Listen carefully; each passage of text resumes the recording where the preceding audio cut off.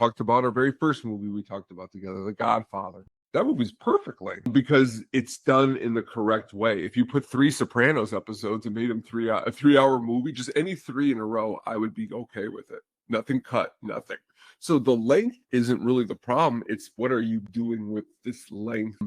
And in this movie, hopefully they use the time good. And honestly, from what I'm hearing, it's going to be really awesome. Yeah, and I totally agree with you there because I think now, like even my brother has noticed this too, because he goes to the movies all the time. He says, when we used to go to films, they're like an hour, hour and a half, hour 45 minutes was kind of pushing it. Now I think one with the post-credit scenes that was started by Marvel, because that's an everything now. It was even the Minecraft film that I went to go see with my son. That's now everywhere. And then you have, I think, studios putting a lot of fluff within the film to extend it out. To me, it's kind of like hurting their product. Like if you just keep it simple, stupid, and keep it where it's a good length or where you need to have the most important parts that are not rushed through, but keep you engaged. I think that's the best thing for a film. It doesn't have to be 2 hours to get your message across. It could be an hour and a half. Most conversations that I had on the show anywhere, I like to, and I didn't do this back when I saw the movie that I just talked about a little while ago. I used to be quick on the gun.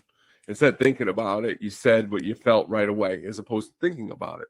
So our conversation that we had, I don't know if it was last year or the time before, where we were talking about, and you were right. You were right about the movie theater dying, of course. I mean, you weren't wrong. I mean, even though Minecraft is done fine, I'm not saying that would feed into the theater being good, because the thing that I used to love the most about the movie theater experience was the trailers. And now you don't really even need to go anymore for the trailers because they're all over the internet. And that part bothers me a little bit, because you add then 5 or 6 or 7 trailers that you've seen already on top of a 2.5 hour, 3-hour movie. If me and you went and saw The Brutal, we might as well just got a hotel room after, because it was like 4 or 5 hours. You know what I mean? It was just that long. But I'm all for a positive experience.